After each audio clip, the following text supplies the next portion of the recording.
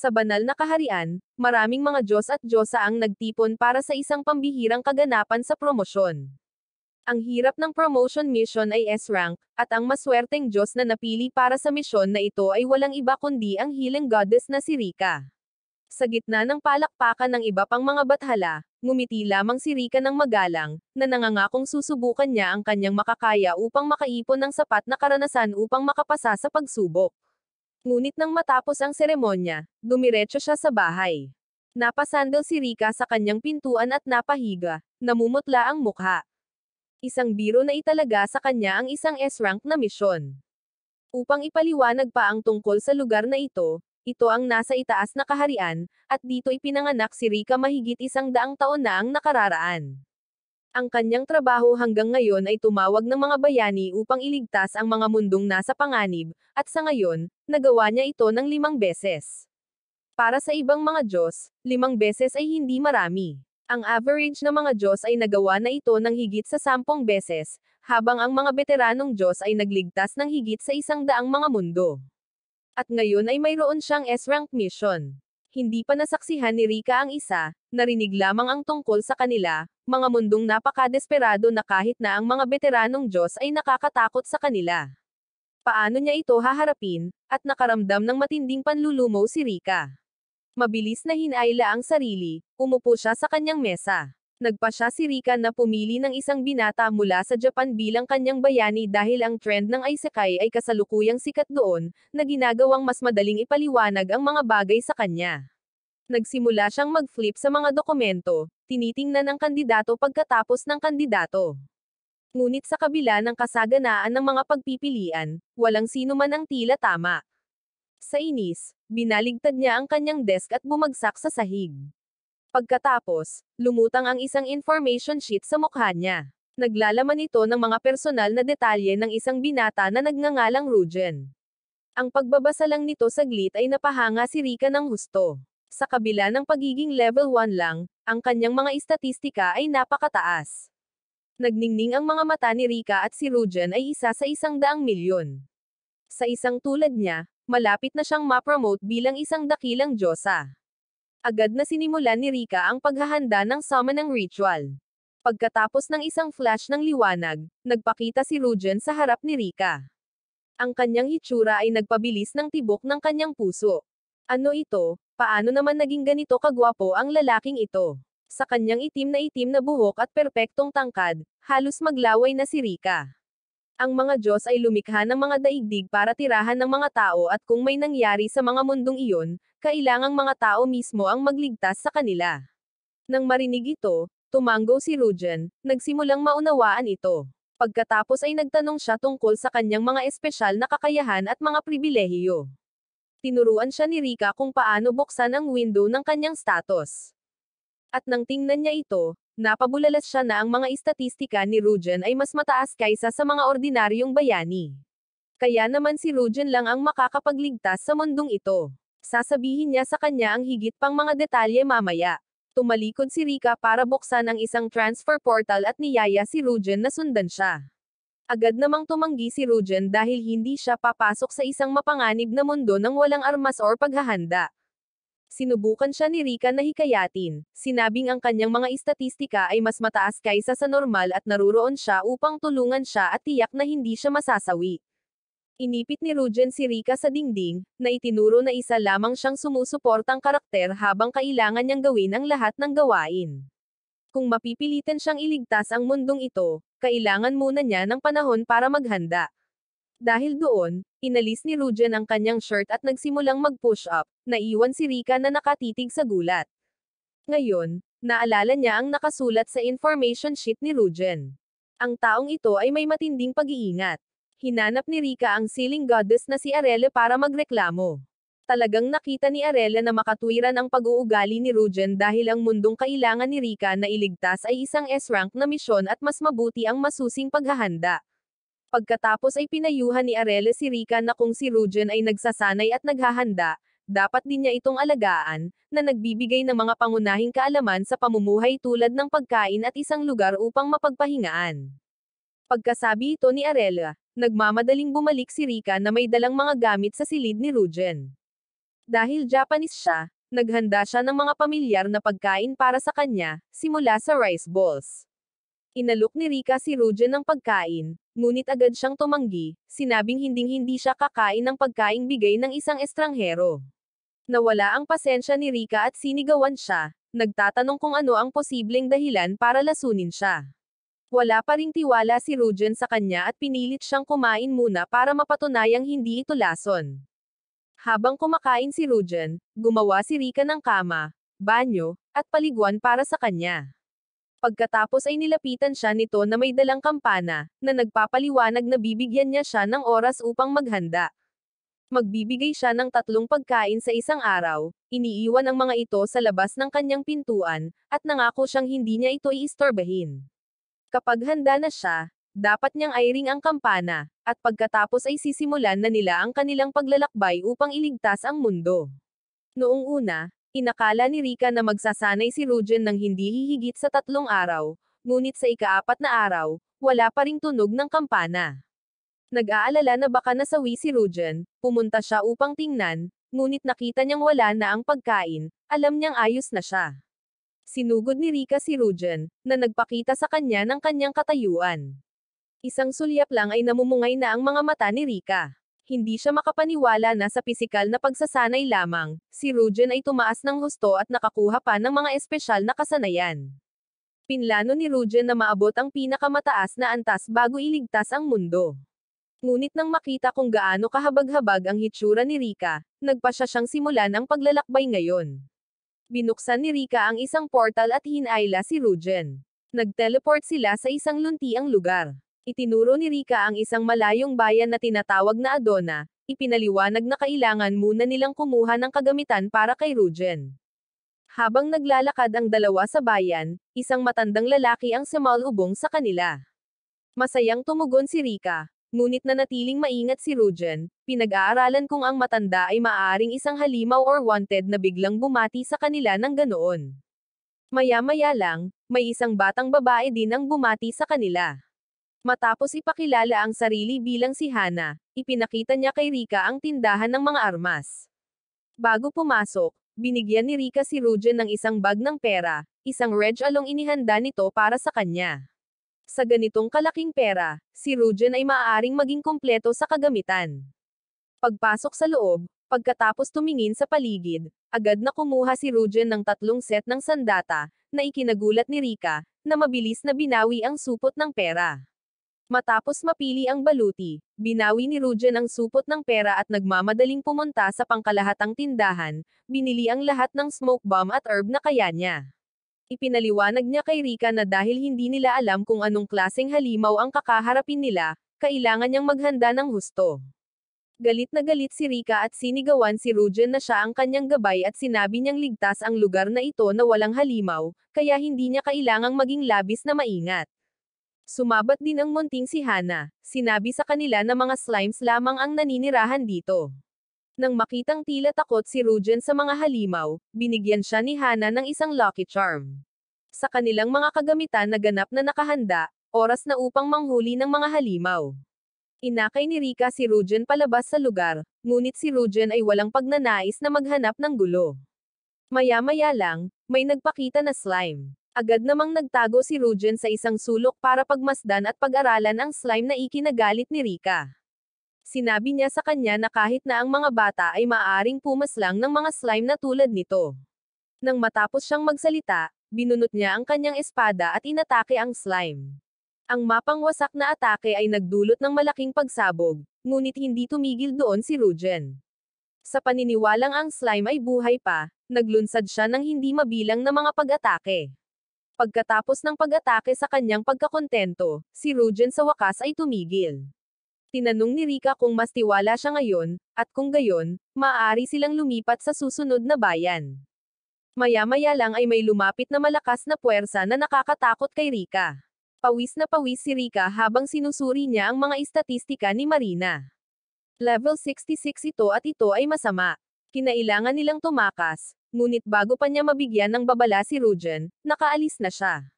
Si Rika, natataranta, kaya lang magsabi ng masama at humabol sa kanya. Ito ang unang pagkakataon na nakakita siya ng isang bayani na tumatakas, bago pa man ang Diyosa. Mabilis na tumakbo si Rika pagkatapos ni Rujen. Bigla siyang huminto, naghagis ng sunod-sunod na mga smoke bomb, at sinunggaban si Rika, tumalon sa isang tabi, na halos umiwas sa pag-atake ni Marina. Nagpatuloy ang dalawa sa pagtakbo kasama si Rujen na sinasabi kay Rika na kailangan nilang umatras. Naunawaan niya at lumikha ng isang portal pabalik sa banal na kaharian. Sa sobrang bilis, naabutan ni Marina sa likod mismo si Rika. Sa sandaling iyon, inihagis ni Rujen ang kanyang backpack sa kanyang mukha, pagkatapos ay ginamit ang kanyang kakayahan sa apoy para sunugin siya. Hindi ito nagdulot ng anumang pinsala, syempre, ngunit lumikha ito ng isang pagkakataon para sa kanya upang makuha si Rika at tumalon sa portal. Sa kabila ng pagpayag na makatakas ang kanyang biktima, ngumiti si Marina ng husto. Hindi mahalaga, dahil alam niyang malapit na silang magkita muli. Sa sandaling nag-teleport sila pabalik sa kanyang silid, pinalayas ni Rujen si Rika, ipinaalala sa kanya na mula ngayon, magpapatuloy siya sa pagsasanay hanggang sa makamit niya ang kanyang ninanais na resulta. Hindi siya lalabas ng kwarto, kaya dapat bumalik na lang si Rika at maghintay ng bell. Makalipas ang 2 araw, si Rika ay nakaupo pa rin sa kanyang silid, naghihintay. Hindi na siya pwedeng umupo nang walang ginagawa ng ganito. Kaya, hinanap niya ang Diyosa na si Arella para hiramin ang kanyang bowl ang kristal. Nag-spell si Rika para obserbahan ang kabilang mundo. At agad na inilapit ang mukha ni Marina sa screen, na ikinagulat niya. Alam na alam ni Marina na pinagmamasdan ni Rika ang mundong ito mula sa banal na kaharian at naghanda ng paraan para maakit sila ni Rujen. Sinipa ni Marina ang isang lalaki sa lupa, na nagpahayag na mula ngayon ay tatapusin niya ang isang taga-nayon kada 10 minuto kung ayaw nilang tapusin niya ang buong nayon. Dapat nilang ipunta ang kanilang mga sarili doon ng mabilis. Si Rika ay biglang tumakbo upang sabihin ito kay Rujen, na ipinaalam sa kanya na ang nayon ay nasa panganib at hinihiling sa kanya na iligtas ito kaagad. Siyempre, tumanggi si Rujen, sinabing hindi pa siya sapat na handa. Sinaway siya ni Rika, sinabing hindi dapat ganito kumilos ang isang bayani. Ang isang tunay na bayani ay nagmamadaling tumulong sa mga taong nasa panganib. Sa oras na iyon, lumipas ang 10 minuto. Nagsalita si Marina sa pamamagitan ng bowl ang kristal, sinabing ang susunod na taong tatapusin niya ay ang ama ni Hana. Nagpanik si Rika at sinubukang hikayatin si Rujen na pumunta agad doon, ngunit hindi siya pinansin ni Rujen at nagpatuloy sa paggawa ng squats.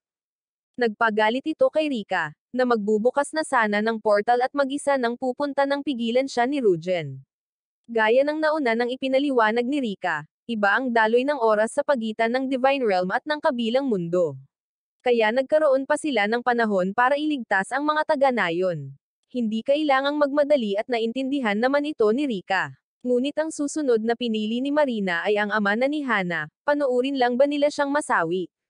Nagpatuloy si Rujen sa pag-ehersisyo habang si Rika ay buong lakas na nagsusumamo. Alam niyang takot masawi si Rujen, pero ano naman? Kung masawi si Rujen, babalik siya sa kanyang orihinal na mundo. Ngunit kapag masawi ang mga taga-nayon, wala na sila magpakailanman na walang paraan upang maibalik sila. Nagpatuloy si Rujen sa pag-exercise ng walang sinasabi. Sa ngayon, si Rika ay talagang wala sa mga pagpipilian.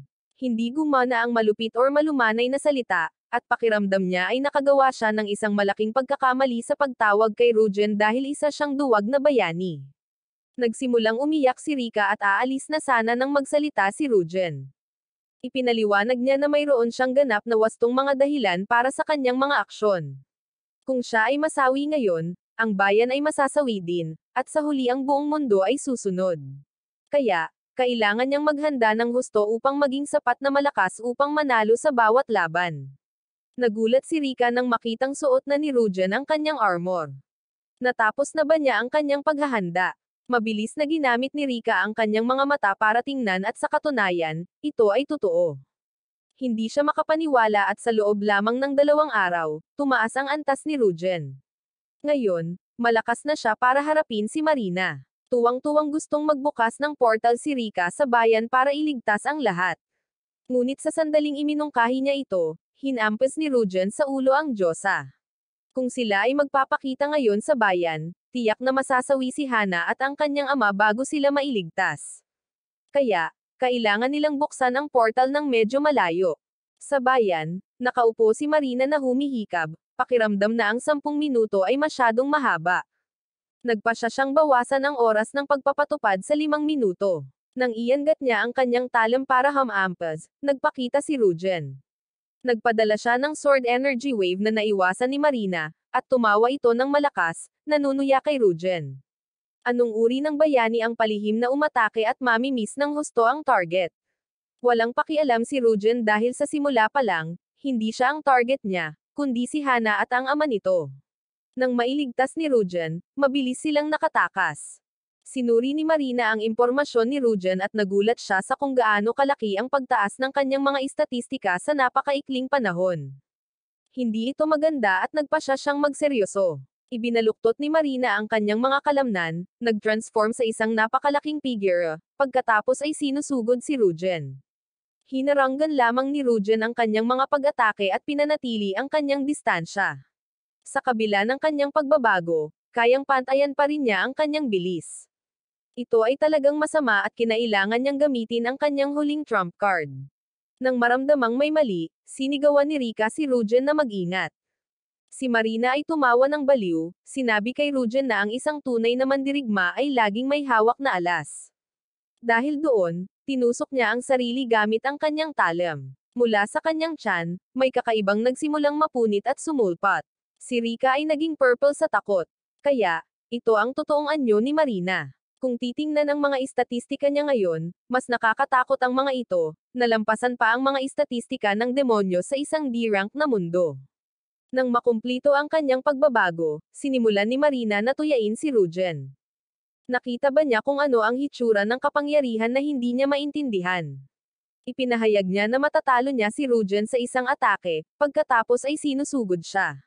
Napaluha si Rika, humihingi ng paumanhin sa pagpapaharap kay Rujen ng napakalakas na kalaban.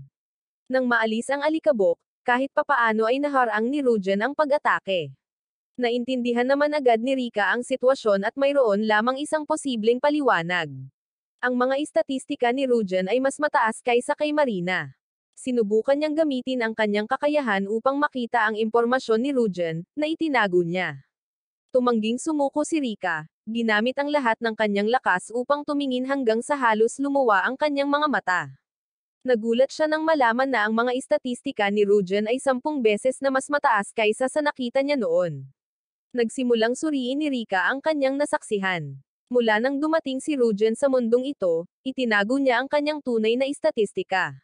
Noong una niyang nakatagpo si Marina, maaari niya itong talunin kaagad, ngunit piniling bumalik at magsanay ng higit pa. Gaano kaingat ang lalaking ito? Hindi man lang maisip ni Rika. Lumipad sa himpapawid si Marina, naghahanda na maglunsad ng isa pang pag-atake. Sa isang kisap mata, nagpakita si Rujen sa kanyang harapan, na nagpapawis kay Marina. Sa puntong ito, hindi na isang opsyon ang pagsuko. Inilabas ni Rujen ang kanyang talim, nagpaputok ng apoy sa kanyang sandata, at agad na hiniwa si Marina. Pagkalapag ni Rujen, tumakbo si Rika para pag-alitan siya dahil sa pagtatago ng kanyang tunay na lakas sa kanyang teammate. Tumingin si Rujen kay Rika nang may pag-aalipusta, sinabing gusto niyang sabihin sa kanya, ngunit kung nakikita ni Rika ang kanyang mga istatistika, gayon din ang kalaban. Saka sa maliit na utak ni Rika, siguradong ilalabas niya ang impormasyon, kaya mas mabuting maging maingat sa simula. Nagtipon ng mga taong bayan upang pasalamatan si Rujen sa pagligtas sa kanila at inanyayahan siya sa isang piging ng pagdiriwang. Hindi sila pinansin ni Rujen, kumuha ng wallis, at nagsimulang magwalis sa pagkalito ng lahat. Matapos walisin ang mga labi ni Marina, sinimulan ni Rujen na sunugin sila ng apoy hindi lamang isang beses, ngunit hindi mabilang na beses. Sinunog sila ni Rujen hanggang sa maramdaman niyang sapat na ito. Nasusunog ng lubusan na naging abo din ang bayan, na nagresulta sa pagpapaalis ni Rika at Rujen doon. Sinundan sila ni Hana at ng kanyang ama upang pasalamatan si Rujen.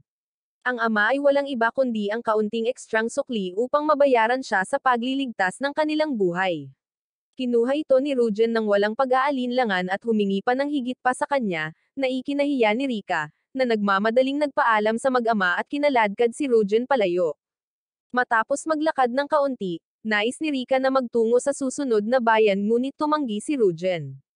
Naniniwala siya na pagkatapos talunin ang isa sa mga makalangit na hari, ang Demon Lord ay magpapadala ng mas malakas na mga kaaway. Kaya, babalik siya sa banal na kaharian upang magsanay at maghanda ng mas lubusan. Sa kabila ng pagmamakaawa at pangungumbinsi ni Rika, walang pakialam si Rujen. Itinuro niya ang mukha ni Rika at ipinahayag na siya ay ganap na walang silbi at hindi nakakatulong, kaya dapat niyang buksan ang portal at bumalik ngayon. Sa sandaling mag-teleport sila sa Simul, nakita ni Rika ang mga tao sa bayan na mabilis na lumilikas. Matapos magtanong-tanong, nalaman niyang may darating na undead na hukbo, kaya kailangang umalis kaagad ang mga tao kung gusto nilang manatiling buhay. Habang naglalakad sila, ipinaliwanag ni Rika kay Rujen kung ano ang undead. Sa sandaling nalaman niyang natatakot sila sa holy water, sumugod si Rujen sa isang tindahan, gustong umorder ng 1,000 bote ng holy water para lamang maging ligtas, ngunit hindi makapagbigay ng ganoon karami ang nagbebenta, lubhang nakakadismaya kay Rujen. Muli, kinailangan ni Rika na mamagitan. Ang susunod nilang destinasyon ay ang simbahan kung saan naghihintay ang mga kasamahan ni Rujen. Mabilis silang nakarating at agad na nakilala ng kapatid na babae at pari ang Diyosa at si Malubong sa kanila. Ipinakilala nila sina Lilia at Mission na may dugong dragon at magiging mga kasamahan ni Rujen sa susunod na bahagi ng paglalakbay. Bumatin din ang pari at nagpakilala kay Rujen. Walang sinabi si Rujen kundi lumapit at nagbuhos ng holy water sa ulo ng pari, na ikinagulat ni Rika, na sumigaw, nagtatanong kung ano ang ginagawa ni Rujen. Kaagad, nagsimulang umusok ang ulo ng pari. Ito pala ay isa na siyang undead, na labis na humanga kina Lilia at Mission. Sumugod sila, gusto siyang labanan. Pinaalalahanan din ni Rika si Rujen na tulungan sila, ngunit nagawa na ito ni Rujen nang matapos siyang magsalita. Nagsimulang magkawatak-watak ang katawan ng pari. Lumapit ngayon si Rujen para suriin siya. Walang dugo, hindi makagalaw, buhay pa, kaya ito ay isang undead. Sa puntong ito, tumawa ng nagbabanta ang pari. Siya ay isang lingkod ng Death Megala, isa sa 4 na makalangit na hari. Sa madaling araw bukas, isang hukbo ng 10,000 undead ang susugod sa bayang ito. At kapag nangyari iyon, kahit isang bayani ay hindi makakalaban sa kanila. Iyon lang ang impormasyong nais ni Rujen mula sa kanya dahil siya ay undead at hindi pa rin sawi sa ganitong estado. Nagpasya si Rujen na maging mas maingat kaysa karaniwan. Naalarma si Rika at mabilis na sinunggaban ang lahat, nagmamadaling lumabas ng simbahan habang ito ay pinapasabog sa bawat husay na pinaputok ni Rujen. Nang matapos ito, ang simbahan ay naging guho at ang madre ay nahimatay sa lugar. Kahit medyo baliw, humanga si Mission sa kapangyarihan ni Rujen. Lumapit ang dalawa para makipagkamay kay Rujen, umaasang makakapag-explore sila ng magkasama mula ngayon. Naglabas si Rujen ng holy water sa kanyang bulsa at ibinuhos sa ulo ni na Mission at Lilia. Nang walang reaksyon, sa wakas ay nagpakilala si Rujen. Sa ngayon, si Lilia at Mission ay nagsisimula ng maging maingat kay Rujen. Ang kanyang antas ng kabaliwan ay higit sa normal. Lumingon sila upang makita si Rika at Rujen na matamang nakatingin sa kanila, tinitingnan ang kanilang impormasyon. Gayunpaman, hindi masyadong mataas ang mga istatistika ni na Mission at Lilia. Naisip ni Rika na makaka-level up pa sila, kaya hindi na kailangang magmadali, ngunit hindi sumang-ayon si Rujen. Tahimik siyang tumanggi na makipagtambol sa dalawang ganoong mahinang individual. Malinaw na sinabi ni Rujen ang kanyang posisyon. Masyadong mahina si na Mission at Lilia, at magiging pabigat lang sila kung susunod sila sa kanya. Kaya, talagang hindi niya kailangan ang mga ito para samahan siya. Ang mga salitang ito ay ikinagalit ni Mission na gustong salakayin si Rujen. Ngunit nagpakita ang isang pangkat ng mga gwardya at pinigilan sila. Nang makitang nawasak ang simbahan, nagalit ang mga gwardya at tinanong ang lahat kung ano ang nangyari. Pawis na pawis si Rika, hindi alam kung paano ipapaliwanag. Sa ngayon, nagkamalay na ang madre, ngunit hindi niya matandaan ng malinaw at malabo lamang na ipinaliwanag. Pagkatapos ay ipinaalam niya sa mga gwardya na 10,000 undead na tropa ang darating sa lungsod sa umaga. Ngunit sa kabutihang palad, dininag ng Diyos ang kanilang mga panalangin at ibinaba ang Diyosa at kabalyero na nakatayo doon. Tiyak, pananatilihin nilang ligtas ang bayang ito. Nang ipakilala ng madre, ang mga gwardya ay lumuhad bilang paggalang kina Rika at Rujen, na nagmamakaawa kay Rujen na tulungang protektahan ang bayan. Walang pakialam si Rujen sa mga pakiusap nila, nais lamang niyang malaman kung magkano ang babayaran nila sa kanya para sa perang ito. Naguguluhan na tanong ng kapitan. Kung tunay na maitataboy ni Rujen ang undead na hukbo, babayaran siya ng imperyo ng malaking pera, na tinatayang nasa 1,000 gintong barya. Nang marinig ito, agad na naglabas ng form si Rujen at pinapirma ito sa mga kabalyero. Kinuha ng kabalyero ang form at ipinaalam kay Rujen na may 200 pang mga kabalyero ang darating para lumaban sa tabi niya. Agad namang tumanggi si Rujen. Hindi niya kailangan ng mga kabalyero or kung ano paman para sumunod sa kanya. Ang kailangan nilang gawin ay manatili at protektahan ang mga mamamayan ng bayan. Pagkatapos sabihin ito, lumingon si Rujen kay Mission at pinayuhan na kung ayaw niyang umuwi, maaari siyang sumama sa mga gwardya, ngunit talagang hindi niya masusundan si Rujen. Galit na sigaw ni Mission at umalis, na ikinabahala ni Rika na baka sumugod sila sa undead army. Si Rujen ay hindi nag-aalala sa lahat, sa paniniwalang hindi sila ganoon kawalang isip. At kahit na sila, tatapusin niya ang lahat ng undead bago sila sumugod. Dahil doon, na-activate ni Rujen ang kanyang flying skill at lumipad sa ere. Alam na alam niyang hindi makakalipad si Rika. Kaya sinabi niya sa kanya na bumalik sa inn at maghintay, at haharapin niyang mag-isa ang undead army. Ang pahayag na ito ay nakaantig sa pagmamalaki ni Rika. Bilang isang diyosa, paanong hindi siya marunong lumipad? Kaya lang pansamantalang nasil ang kanyang kapangyarihan. Tumangala si Rika sa langit at sumigaw, binubuksan ang kanyang selyo at nagpakita ng isang pares ng mga pakpak upang habulin si Rujen. Nasasanay na si Rujen sa kanyang bagong kasanayan, ngunit ngayon ay lilipad na siya ng buong bilis. Buong lakas na pilit na hinabol siya ni Rika, ngunit hindi pa rin siya nakahabol. Kahit papaano ang kanyang pagsisikap ay nakapag-isip muli kay Rujen. Umikot siya sa likod, hinawakan ang kamay ni Rika at buong lakas siyang kinaladkad. Nagtitiis at napasigaw na lang si Rika sa desperasyon. Ilang sandali pa ay nakarating na rin sila sa wakas. Galit na pinagalitan siya ni Rika. Dahil sa kanya, halos mabunot ang mga balahibo sa kanyang banal na pakpak. Walang pakialam si Rujen at sinabihan si Rika na tumahimik. Nakatayo na sila ngayon sa itaas ng undead na hukbo. Nang makita silang nagmamarcha sa pormasayo na ganito, nagkaroon ng ideya si Rujen na alisin sila ng mabilis. Gumagamit siya ng atomic attack para harapin sila. Medyo na-curious si Rika, iniisip na ito ay isang kapangyarihan mula sa orihinal na mundo ni Rujen na hindi niya magagamit dito. Siyempre, may kapalit na si Rujen. Naglunsad siya ng spell upang lumikha ng isang maliit na bulalakaw sa itaas mismo ng mga ito. Ang bilis ng pagbagsak at init ng maliit na bulalakaw na ito ay maaaring agad na masunog silang lahat. Gulat na napatingin si Rika, kailan pa naging napakalakas ng lalaking ito. Ayaw niyang aminin, ngunit ang tunay na Rujen lamang ay sapat na. Hindi nila kailangan si Mission, Lilia, or sinuman. May nabuo agad na ideya sa isip ni Rika. Kung si Rujen ay maghahadges ng ganoong pag-atake sa kastilyo ng Demon Lord ngayon, hindi ba't nasakop na nila ang mundong ito? Naghahanda si Rujen na magsagawa ng pangalawang spell nang bigla siyang tumigil, nagrereklamo na gumamit siya ng labis na mana. Kaya, kinailangan ni Rika na tulungan si Rujen na makabalik sa bayan. Pumunta si Lilia kay Rika para ipaalam na tuluyan nang nawala si Mission 2 araw na ang nakakaraan. Nang marinig ito, inaliw ni Rika si Lilia, na sinabing hindi na kailangang mag-alala. Sa kasalukuyan, ang undead na hukbo ay ganap na naalis, kaya ang mga pagkakataon na magkaroon ng problema si Mission ay minimal. Bukod dito, narito ang bayaning si Rujen, kahit na sa ngayon ay abala siya sa pagsasaliksik ng ilang uri ng kombinasyong kasanayan. Pagkatapos makipag-usap kay Lilia, pumunta si Rika sa kwarto ni Rujen. Sa kanyang sorpresa, nagawa ni Rujen na lumikha ng isang platinum na espada gamit ang buhok ni Rika upang mapahusay ang kapangyarihan nito.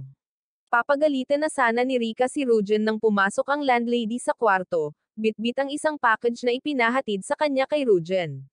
Sabik na binuksan ni Rika para tingnan ang loob at ito ay isang napakagandang likhang salamin. Si Rika ay agad na gumawa ng ilang mapang akit na pose, hinahangaan ang sarili sa salamin, nang biglang nagbago ang imahe sa salamin. Nakilala agad ni Lilia na si Mission iyon. Isang garalgal na boses ang nagsimulang magsalita at ito ay si Death Migala, isa sa 4 na makalangit na hari ng Demon Lord. Huling beses na siya ay maswerteng nakaligtas ng kontrolin ang undead na hukbo mula sa malayo. Ang hukbong iyon ay gumawa sa kanya ng labis na pagsisikap upang lumikha, ngunit walang awa na sinira ito ni Rugen. Dahil dito, napagdesisyonan niyang maghayganti sa kanila. Mahigpit na nakatali si Mission sa isang upuan. Ngunit si Death Migala ay naboard na sa kanya. Ang kasawian ay magpapakita sa kanilang harapan.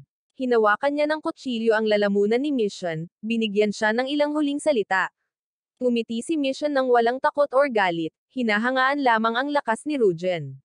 Kahit na medyo suplado, si Rugen talaga ang makakapagligtas sa mundong ito. Umaasa si Mission na magpapatuloy si Rugen para sa kanya sa susunod na paglalakbay. Ngayon lang humakbang si Rugen sa salamin at sinabi niya kay Rika na magbukas ng portal pabalik sa Divine Realm, pagkatapos ay tumingin kay Mission at nagpa siya na hayaan siyang sumali bilang carrier ng kanyang kagamitan. Nang marinig ito, tumawa ng malakas si Death Migala. Ano ang sinusubukan nilang gawin? Sa salamin lang sila nag-uusap at hinding-hindi mailigtas ni Rugen si Mission. Walang pakialam si Rugen at hinugot ang kanyang espada. Agad na pinutol ang kamay ni Death Migala na ikinagulat ni Rika. Mula nang mabihag ang ama ni Hana, naghanda si Rugen para sa mga katulad na sitwasyon. Ngayon ay maaari na niyang hiwain ang kalawakan mismo. Pagkatapos ng pagputol, agad na itinulak ni Rugen si Rika sa portal pabalik sa Divine Realm. Sa loob ng 10 segundo, tatapusin ni Death Migala si Mission. Iba ang daloy ng oras sa pagitan ng banal na kaharian at ng kabilang mundo. Kaya magkakaroon sila ng 15 minuto para iligtas si Mission mula sa kanya. Hinanap ni Rugen ang Diyosa na si Ishna, na hinihiling sa kanya na hanapin ang posisyon ni Mission. Bagamat ang labis na pagtulong sa mga tao ay maaaring lumabag sa mga patakaran, si Rugen ay nakaisip na ng paraan para ibaluktot ang mga patakaran para sa kanya, kaya't masayang sumunod si Ishna. Matapos malaman ang eksaktong lokasyon ng Death Migala, hiniling ni Rugen kay Rika na buksan ang isang portal ng direkta sa kanyang harapan, pagkatapos ay nagtalaga sa kanya ng isang gawain. Sa sandaling bumukas ang portal, sumugod si Rugen, nagpaputok ng apoy sa mukha ni Death Migala at itinulak siya pabalik. Samantala, tumakbo si Rika para gumamit ng healing magic kay Mission. Habang nagtatrabaho siya, binabantayan niya ang sitwasyon ni Rugen. Sa puntong ito, si Death Migala ay nagpatawag ng isang itim na nilalang. Ito ang Dark Furs, ang pinakamalakas na halimaw na uri ng apoy. Namutla ang mukha ni Rika nang mabilis niyang tingnan ang impormasyon nito. Ang halimaw na ito ay mayroong 100,000 defense points at lumalaban sa karamihan ng mga katangian. Ice lang ang makakasira dito at nang marinig ito, tumawa ng malakas si Death Migala. Nasubaybayan niya ang buong pakikipaglaban ni Rugen kay Marina. Matapos malaman na gumamit si Rugen ng mahika ng apoy, inihanda niya ang halimaw na ito upang labanan siya. Ngayon, paano siya matatalo ni Rugen? Ngumiti si Rugen at sinaklab ang kanyang espada, sinabi sa kanya na palagi siyang nasa estado ng ganap na kahandaan. Pagkatapos, sumugod si Rugen at sinuntok ang halimaw sa tiyan. Sa inis, ibinuhos ni Death Migala ang lahat ng kanyang kapangyarihan sa apoy, na gustong sunugin si Rugen sa isang atake pa. Hindi umiwas si Rugen bagkos ay lumaban ng harapan. Sa suntok lamang ng isang ordinaryong tao, hindi makapaniwala si Death Migala na mahahadlangan ito ni Rugen. Nagsalpukan ang kanilang mga kamao. Kaagad, ang kamay ng halimaw ay nagsimulang mag-freeze, na nagpamangha kay Death Migala. Paano magagamit ni Rugen ang kapangyarihan ng yelo? Ang apoy at yelo ay malinaw na magkasalungat. Ngayon lang niya napansin ang singsing sa kamay ni Rugen. Naisip din ito ni Rika at pinagsama ni Rugen ang mga ito mula sa kanyang bulsa. Naglabas si Rugen ng ilan pang singsing, na inihanda para sa lahat ng sitwasyon. Hindi lang yelo, nagawa din niya ang dilim, liwanag, kulog, lupa, at dahon, lahat ng uri ay may isip. Hindi pa rin naniwala si Death Migala. Kahit na gumamit si Rugen ng ice magic, na may 100,000 defense points, kayang tiisin pa rin ito ng kanyang halimaw. Ngunit ito rin ay nasa loob ng mga kalkulasyon ni Rugen. Ang kabaligtaran ng yelo ay apoy, at kasalukuyang nagyelo ang halimaw. Kailangan lang ni Rugen na maghatid ng isang mas malakas na pag-atake ng apoy at tiyak na magiging kanya ang tagumpay. Binunot ni Rujen ang kanyang espada at sumugod pasulong, tinusok ang halimaw sa katawan. Nagsimulang magkawatak-watak ang katawan nito, nagpapatakot kay Death Migala. Sa puntong ito, wala na siyang trump card na gagamitin.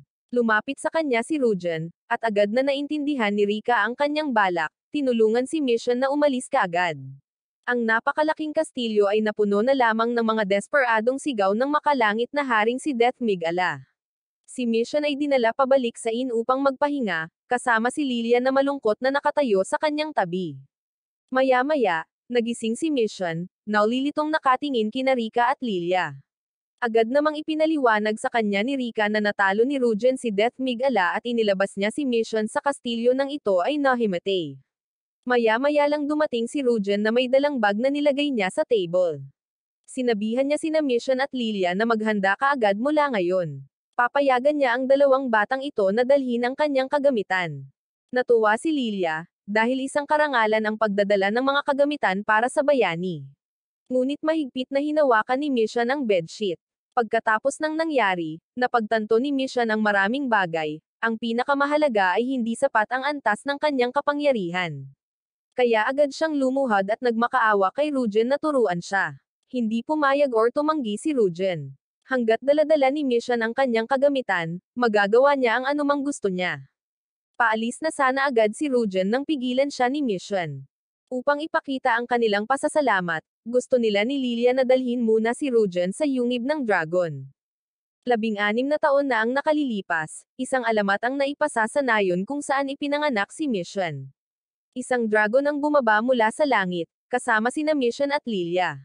Sinabi ng mga taga-nayon kay Mission na mayroong selyo doon, at kung ang hinulaang bayani ay dumating doon kasama sina Mission at Lilia, maaari nilang basagin ang selyo, at makakatanggap si Rujen ng isang maalamat na sandata na kayang talunin ang sinumang kaaway. Nang marinig ang tungkol sa isang maalamat na sandata, nagliwanag ang mga mata ni Rika. Nagmamadali siyang lumapit kay Rujen na pumunta doon kasama ang mga bata. Sa ikalawang araw ng pagsasanay, nang magdala si Rika ng pagkain, nadatnan niya sina Mission at Rujen na nakaupo na sa kantin. Tinawag ni Mission si Rujen, na gustong matuto pa mula sa kanya. Si Rujen, nang matapos ang kanyang negosyo, ay tumayo upang umalis habang si Rika ay umupo upang tanungin si Mission kung ano ang eksaktong itinuro sa kanya ni Rujen. Siyempre, ito ay lahat ng mga teorya tungkol sa pagiging labis na maingat. Dumating ang ikatlo at huling araw ng pagsasanay. Pagkatapos ng sesyon, dumating si Rika upang kunin si Mission, naghahanda na bumalik sa kabilang mundo. Pagkatapos ng pagsasanay kasama si Kerbo, tumaas ng husto ang level ni Mission, ngunit hindi pa rin bumuti si Lilia. Sa puntong iyon, tinawagan ni Hayaka si Rika sa isang tabi para sa isang pribadong pag-uusap, na ipinaalam sa kanya na si Lilia ay walang talento sa mahika, kaya mas mabuti para sa kanya na sumuko ng maaga. Pagkatapos kunin ang dalawang bata, bumalik si Rika para hanapin si Rujen. Naghihintay pa rin si Rujen kung ano ang gustong ibigay sa kanya ni Adunila. Mula sa malayo, lumapit si Adunila na nakasuot ng damit, nakangiting lumulutang ang mga mata, tumatakbo patungo kay Rujen. Ibang-iba ang itsura niya kumpara sa 3 araw na nakalipas, kaya nalaglag ang panga ni Rika. Gaano ka-charming ang lalaking ito. Binigyan siya ni Adunila ng cake na ginawa ng buong puso. Tahimik na tumanggi si Rujen at umalis na ikinagalit ni Adunila. Sinimulan niyang wasakin ang banal na kaharian at sumigaw si Rika para ayusin ni Rujen ang problemang ginawa niya, ngunit walang pakialam si Rujen at naglakad siya papasok sa gate ng teleportation. Ang kanilang susunod na destinasyon ay ang kuweba ng dragon. Habang naglalakad sila, nagpractice si Lilia ng mahika ng apoy. Kung may magpakita na mga halimaw, gusto niyang tulungan si Rujen. Agad na tumanggi si Rujen, sinabing ang trabaho ni Lilia ay magdala ng kagamitan at wala na siyang dapat ipag-alala tungkol sa anumang bagay. Maya-maya lang, may nagpakita na orc. Binunot ni Mission ang kanyang espada, handang lumaban dito, nang ang isang ibong apoy ay lumipad pababa mula sa langit at sinunog ang orc. Ito ang bagong kasanayan ni Rujen, ang pagtawag ng Firebird na may hanay na hanggang 50 metro at anumang halimaw sa loob ng saklaw na ito ay matatarget. Marami pang mga alon ng mga halimaw ang nagpakita, na lahat ay inalis ng Firebird. Nakarating ang grupo sa kalapit na bayan upang bumili ng higit pang kagamitan. Upang makapasok sa kuweba, kailangan nila ng mga sulo. Ito ay noong sinubukan ni Rujen si Mission, tinanong siya kung ilan ang dapat nilang bilhin. Kumpiyansa na sumagot si Mission na 50 pero sinabi ni Rujen na dapat 500. Mabilis na humarap si Rika at sinabing tama na ang 5. Matapos mabili ang mga sulo, nagpatuloy ang grupo sa kanilang paglalakbay. Sa puntong ito, biglang nagliwanag ang mga kamay ni Lilia at Mission, tanda na malapit na sila sa kuweba ng dragon. Hindi nagtagal, nakita ng grupo ang pasukan. Inakay ni Rujen ang lahat sa loob at sa harap nila ay nagpakita ang isang malaking pinto na may 2 tatak ng kamay. Naintindihan naman agad ito ni Mission at Lilia. Tatakbo na sana sila para basagin ang selyo nang biglang bumunot ng espada si Rujen.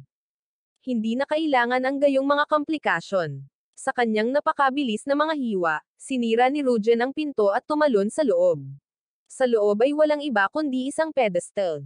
Pagkapasok ng grupo ay agad itong lumiwanag, nagyaya na tumuntong sa kumikinang na pedestal para i-teleport sa Dragon Village. Gustong tumalon ni Rika, ngunit pinigilan siya ni Rujen. Nilagyan niya ito ng stone dummy para tingnan muna. Matapos makumpirma na walang mga bitag, hinayaan ni Rujen ang lahat na mag-teleport ng magkasama. Pagdating, sinalubong sila ng isang human dragon na nagpakilalang Lagan at tinanggap sila sa Dragon Village. Nagsilbi rin si Lagan bilang gabay para sa grupo, na nagpapaliwanag sa kasaysayan ng nayon. Habang naglalakad sila, dinala sila ni Lagan sa ina ng dragon, si Leva, na tumawag kay Mission at nagturo sa kanya kung paano mag-transform sa isang dragon na tao. Sa ganitong paraan, maaaring dagdagan ni Mission ang kanyang lakas ng 10 beses. Nasa sabik din si Lilia at gusto niyang turuan siya ni Leva, ngunit tumanggi ang ina ng dragon, sinabing may mas mahalagang misyon si Lilia sa pamamagitan ng pag-aalay ng kanyang buhay. Si Lilia ang magiging pinakahuling sandata ng bayani upang talunin ang Demon Lord. Nang makitang nalilito pa rin ang lahat, ipinaliwanag pa ni Leva. Ang alamat ay sinabi na kapag ang isang dragon ay ipinanganak sa anyo ng tao at isinakripisyo ang kanilang buhay, ang pinakahuling espada ay magpapakita. Nang marinig ito, agad na tumanggi si Mission. Ayaw niyang masawi ang kaibigan niyang si Lilia.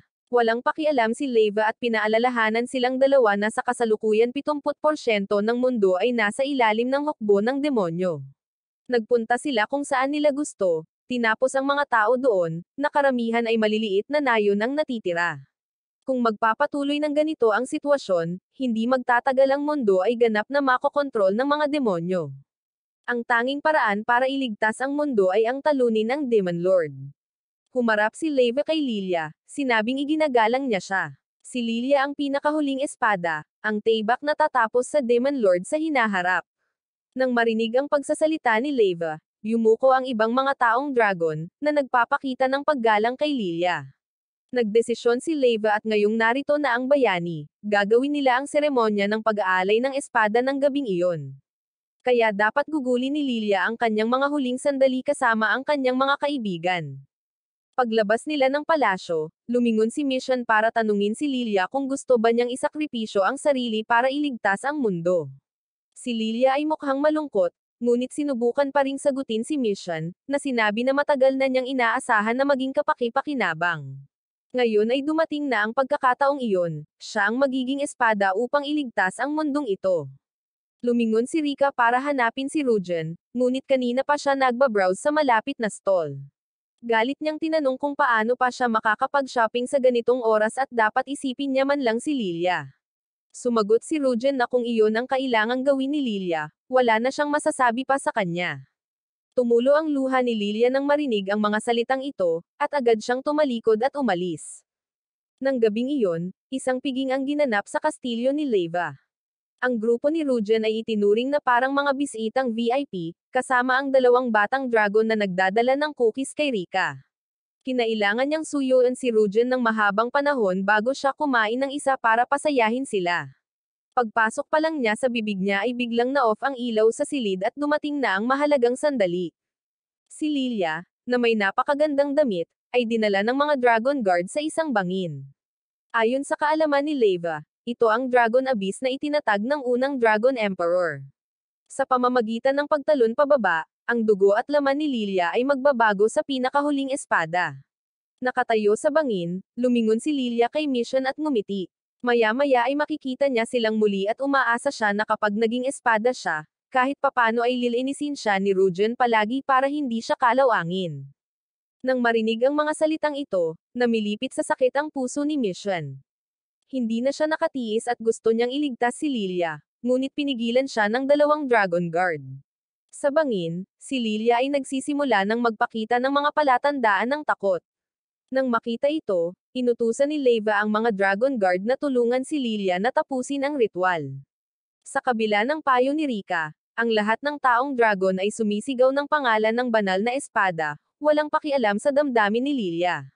Narating na ni Lilia ang gilid ng bangin at hindi na makabalik habang patuloy na umaasenso ang dalawang Dragon Guard. Sa sandaling iyon, nagpakita si Rujen sa likuran nila, sinipa ang magkabilang gwardya pabalik kay Leva. Bamantong hininga si Rujen at sinabi kay Lilia na malinaw niyang sinabi na wala na siyang dapat sabihin kaninang hapon. Pero paano naging walang isip si Lilia na hindi maintindihan ang kanyang kahulugan? Kung maging espada si Lilia, paano niya dadalhin ang kanyang kagamitan? Nang marinig ang mga salitang ito, agad na tumawa si Rika. Nalito si Leva, at bumaling si Rika upang ipahayag sa kanya na sila ay mga bayani na ipinadala upang iligtas ang mundong ito sa anumang paraan. Hinding-hindi nila hahayaang mawala ang buhay ng kanilang kasama. Sa kabila ng lahat ng ito, hindi pa rin nakikinig si Leva. Iniyuko niya ang kanyang ulo at nagdalamhati na ang bayani at Diyosa sa huli ay iniisip lamang ang kanilang sarili, hindi ang kanyang tribo. Ang mga salitang ito ay talagang ikinagalit ni Mission. Nag-transform siya bilang isang dragon na tao at itinulak sa tabi ang dalawang gwardya, na gustong itumba si Leva nang bigla siyang bumagsak at pati na rin si Rika.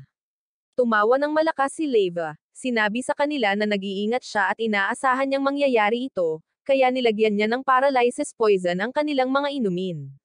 Gusto niyang ipagpatuloy ang ritual, ngunit kahit papaano ay hindi naapektuhan si Rujen.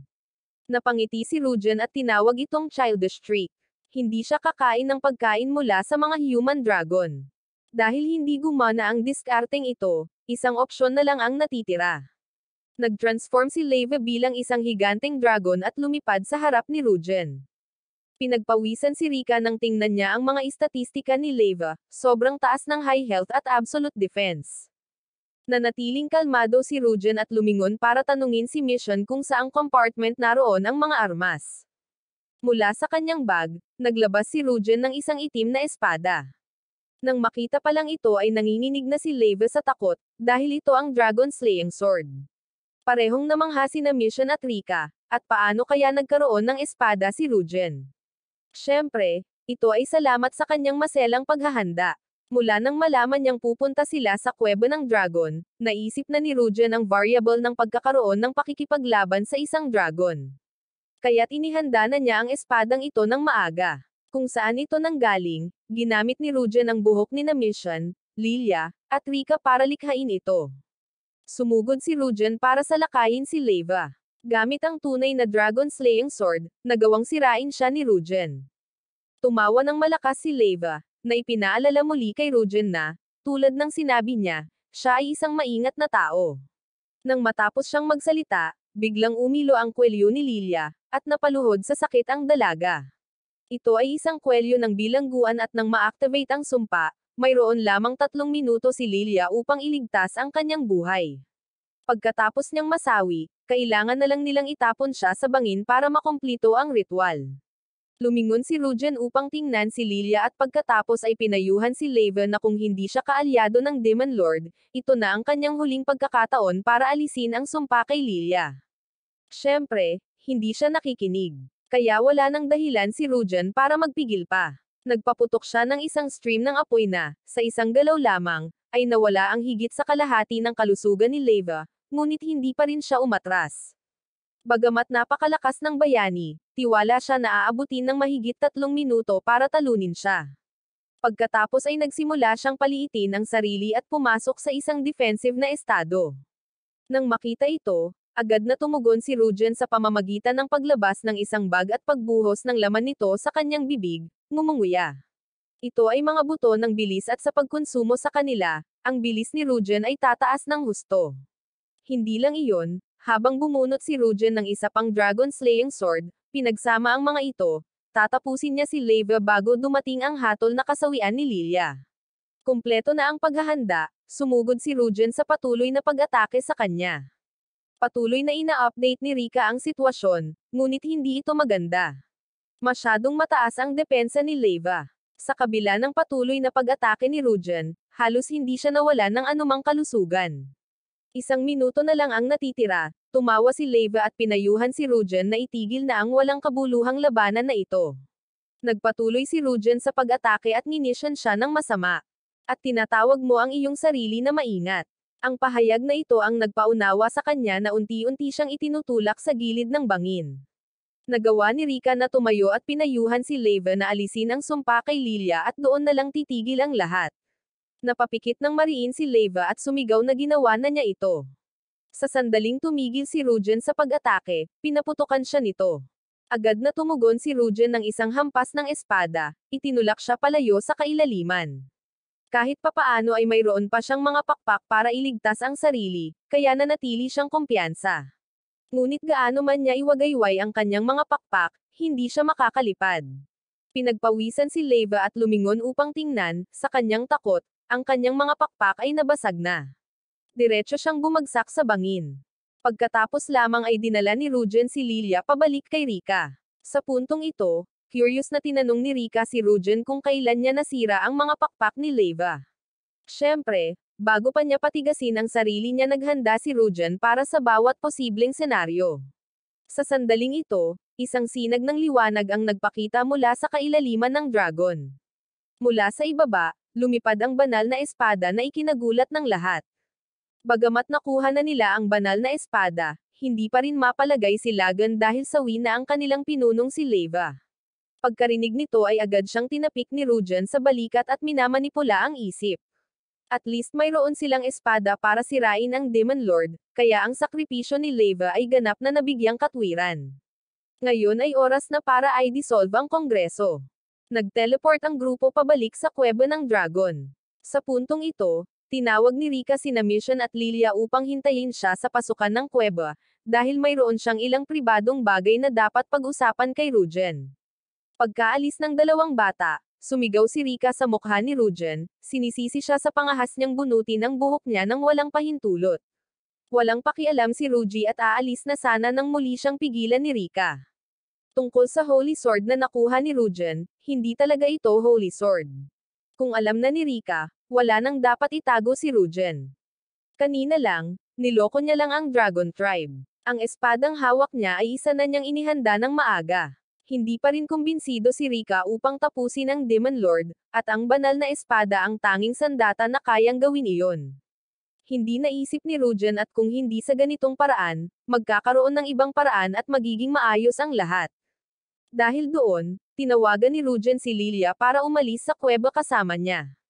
Pagdating pa lang nila sa entrance, nakita nila si Lilia at Mission na takot na takot.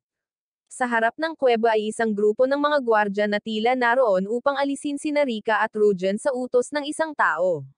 Humakbang ang kapitan ng mga sundalo upang batiin ang lahat, pagkatapos ay ipinaalam sa kanila na ang Night Squad na pinamumunuan ni Rosina ay kasalukuyang nakikipaglaban sa mga halimaw sa Fort Agla. Umaasa siyang pupunta ang bayani at Diyosa para iligtas sila. Napabuntong hininga si Rika nang marinig ito, at least magpahinga muna sila. Ngunit gusto ng kapitan na umalis sila kaagad. Sa takot na hindi sila dumating sa oras para tumulong, personal niyang dadalhin doon sina Rujen at Rika. Hindi na kailangan, sabi ni Rujen habang lumilipad sa ere. Isang normal na tao na marunong lumipad, siya nga ang bayani, sinabi ng mga sundalo sa paghanga. Sa kapangyarihan ng bayani, tiyak na matatalo niya si Bilbob. Nang tanungin ni Rika ang pangalang ito, nagpaliwanag pa ang kapitan. Ito ay isang halimaw sa hugis ng isang langaw, na nangunguna sa iba pang mga langaw sa pag-atake sa Fort Agla. Sapat na ang impormasyong iyon at tinawagan ni Rujen si Mission para samahan siya habang si Lilia ay sasama kay Rika. Sabay-sabay na lumipad ang grupo patungo sa Fort Agla. Habang lumilipad, bigla nilang napansin ang isang madilim na ulap. Namilog ang mga mata ni Rika nang ma-realize niya na ito pala ang fly army ni Bilbob. Nagtago ang grupo sa isang sulok para magmasid. Ang mga langaw na ito ay nasa itaas ng antas 30, mas matigas kaysa sa undead, tinasa ni Rujen. Maya-maya lang, umalangaw ang boses ni Bilbob. Sa gilid ng kagubatan, ang mga sundalo ay desperadong nakikipaglaban sa hukbo ng langaw. Sinuri ni Rika ang mga istatistika ni Bilbob. Hindi siya isa sa 4 na makalangit na hari, ngunit ang kanyang bilis ay abnormal na mabilis. Ang kanyang hukbong lumipad ay napakalakas at malupit. Sa utos ni Bilbob, inagaw nila ang mga sundalo sa taas, pagkatapos ay ibinagsak ang mga ito upang basagin ang kanilang mga buto at laman. Sa panunood ng eksenang ito, tumawa ng malakas si Bilbob, na ipinahayag na tatapusin niya ang lahat hanggang sa magpakita ang bayani. Ngayon ay naunawaan na ni Rujen kung bakit hindi pa bumabagsak ang Fort Agla, ang taong ito ay sinusubukang akitin siya palabas. Pagkaalis ni Bilbob, nilapitan ni Rujen ang mga sundalo. Si Rosina, na halos hindi makakita, ay agad na nakilala ang bayaning si Rujen. Hinimok niya ang kanyang mga sundalo na maghanda ng counterattack, ngunit pinigilan ni Carlos. Napakarami pa ring nasugatan, kaya hiniling niya kay Rosina na huwag magmadali. Nang makita ang kanyang punto, inimbitahan ni Rosina ang grupo ni Rujen sa Fort Agla upang pag-usapan ang diskarte. Habang naglalakad sila, ipinaliwanag ni Carlos kay Rujen ang sitwasyon. Lahat ng ginawa ni Bilbob ay para akitin si Rujen palabas. Kahit nasirain niya ang kuta, hindi siya makakasulong ng mas malalim sa imperyo, dahil kung lalayo pa siya, agad siyang aalisin ng pinakadakilang general ng imperyo. Natagpuan ito ni Rujen na nakalilito, kung napakalakas ng general na ito, bakit hindi niya iniligtas ang mundo? Kailangang may dahilan, kahit na hindi malinaw kung ano. Ang dakilang general ay nakagapos at hindi makaalis sa kabisera. Dinala ni Carlos ang lahat sa meeting room. Bago magsimula ang pulong, kailangan munang tiyakin ni Rujen ang kanyang kaligtasan. Pagkatapos ay dumating ang isang serye ng mga posibilidad na hinulaan ni Rujen, mga disguised monsters at isang trap na kastilyo. Matapos suriin ang lahat at walang nakitang problema, galit na sinabi sa kanya ni Rosina na itigil na ang kalokohang ito. Hindi na kailangan ng meeting at siya at ang bayani ay direktang aatake sa mga demonyo. Sumang-ayon si Rujen, ngunit sa unang bahagi lamang wala ng mga pagpupulong. Nagpasya si Rujen na umalis sa lugar na ito at bumalik sa banal na kaharian upang magsanay ng higit pa, kabilang ang pagsasanay sa buong grupo. Napaawang ang bibig ni Rosina at iiwanan na lang ba sila ni Rujen. Sa puntong ito, nagsalita si Rika upang ipagtanggol si Rujen, ipinaliwanag na ang oras sa banal na kaharian ay iba mula dito, kaya hindi nila kailangang mag-alala. Nang marinig ito, naulipat ang atensyon ni Rosina kay Rika. Kung kailangan ni Rujen ng karagdagang pagsasanay, kung gayon ang Diyosa ay maaaring lumaban sa tabi niya sa halip. Agad na itinanggi ni Rujen ang ideyang ito, sinabi kay Rosina na maaaring taglay ni Rika ang titulong Diyosa, ngunit wala siyang silbi at wala siyang magawa. Ang tanging pagpipilian ay maghintay sila dito habang siya ay bumalik upang magsanay pa. Napagmasdan na niya ang kayag ng langaw at kasalukuyang walang pagkakataong manalo. Nang mapagmasdan ito, natigilan si Rosina, pagkatapos ay sinigawan si Rujen, tinawag siyang uri ng cold-blooded hero na nakatayo sa tabi ng panonood sa pagkasawi ng kanyang mga kasama. Si Rujen ay nanatiling kalmado habang siya ay sumagot, kung alam mo na walang pagkakataon, kung gayon ang pagmamadali ay isang napakawalang isip na aksyon. Sa mga ganitong pagkakataon, dapat mong mahinahon na kalkulahin ang mga susunod na hakbang. Itinuro siya ni Rosina, pinagbibintangan siyang duwag. Nang marinig ito, nagsalita din si Rika upang ipagtanggol siya, na sinabing siya ay labis na maingat. Ngunit tiyak na ang pagiging maingat na ito ang nakatulong sa kanila na manalo ng ilang laban. Umaasa si Rika na mananatili si Rosina at maghintay ng kaunti hanggang sa bumalik si Rujen. Nang marinig ito, napalingon si Rosina para sumbatan si Rika. Ano ang malalaman ng isang walang kasawiang Diyosa tungkol sa buhay at kasawian? 100 sa kanyang mga sundalo ang nasawi, paano maiintindihan ito ni Rika? Biglang nagsalita si Rujen bilang pagtanggi, at ang pumaslang sa kanila ay si Rosina mismo. Dahil wala siyang diskarte, pinangunahan niya sila sa kanilang kasawian.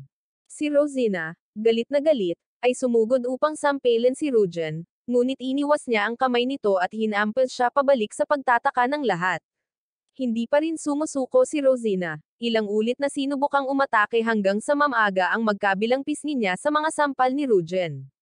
Nagalit si Rosina at napaluha. Ngunit walang pakialam si Rujen at hiniling kay Rika na buksan ang isang portal pabalik sa banal na kaharian. Pagbalik nila, nilapitan ni Rika si Rujen, sinabing hindi tama ang kanyang ugali. Kung tutuusin, babae pa rin si Rosina. Naikuyom ni Rujen ang kanyang kamao at sumagot na kahit babae siya, hinding-hindi niya mapapatawad ang kanyang walang muwang na pag-iisip. Sunod ang planong talunin ang kayag ng langaw. Sa kanyang orihinal na mundo, kailangan lang ni Rujen ng baril. Ngunit dahil walang baril dito, kinailangan niyang palitan ito ng busog at palaso. Pagkatapos nito, pinamunuan siya ni Rika upang makilala ang bow goddess na si Melissa. Hindi na pinakilala or pinabati ni Rujen si Rika, bagkus ay dumiretso na siya sa punto. Gusto niyang malaman kung ilang araw ang kayang ipana ng sabay-sabay ni Melissa. Nang marinig ito, ibinaba ni Melissa ang kanyang kahoy na busog at gumawa ng magic bow. Habang nagpapakita siya, sinagot niya si Rujen. Sa maximum, makakapag-shoot siya ng 7 araw ng sabay-sabay ng may perpektong katumpakan. Kung gustong matuto ni Rujen, kailangan muna niyang malaman kung paano gumawa ng magic bow. Nang marinig ito, lumingon si Rujen para hilingin kay Lilia na turuan siya kung paano gumawa ng firebow. Ano man ang ipinakita sa kanya ni Lilia, magagawa ni Rujen nang walang anumang kahirapan. Nanatili si Rujen upang matuto mula kay Melissa habang sina Mission at Lilia ay inakay palayo ni Rika. Nais din ni Mission na maghanap ng magtuturo sa kanya, ngunit hindi ginawa ni Lilia. Sa puntong ito, gusto lang ng maliit na babae na umupo at kumain ng candy. Maya-maya lang, dumaan si Kerbo. Nang makita si Rika ay agad itong lumapit para marahan itong ipaalala kay Adunila. Sa kanyang paalala lamang naalala ni Rika na dati nang nadurog ni Rujen ang puso ng isang babae. Naramdaman din ni Kerbo na hindi maganda ang sitwasyon ni Adunila buong araw. Siya ay patuloy na nagbubulungan tungkol sa pagpaslang kay Rujen, at malamang na siya ay nahuhumaling pa rin dito. Nag-aalalang pinuntahan ni Rika si Arela para humingi ng tulong. Matapos marinig ang kwento, ngumiti si Arela at tiniyak kay Rika na huwag mag-alala. Ang isang taong kasing ingat ni Rujen ay hindi kailanman tatambangan. Tapos nilinggan ni Arela si Mission, at dahil alam niyang may selyo sa loob ng kanyang katawan, dahil espesyalidad niya ang mga seal, nagpa siya si Arela na tulungan si Mission na alisin ito. Hindi lang si Mission, may mga nakatagong kakayahan din si Lilia. Kaya naman iniwan ni Rika ang 2 bata kay Arela habang mag-isa itong pumunta sa bahay ni na Adunila. Pagpasok pa lang niya, ang eksena sa harap niya ay natakot na si Rika, ang mga dingding ay natatakpan ng salitang, tapusin, na nakasulat sa dugo. Biglang sumulpat si Adunila sa likod ni Rika, nagtatanong kung kasama niya si Rujen. Pinagpawisan si Rika habang sumasagot, dahilan para sa pagkakataong ito ay bumalik siya ng mag-isa nang hindi sinasama si Rujen. Pagkalabas ng bahay ni Adunila, dumiretso si Rika para balaan si Rujen.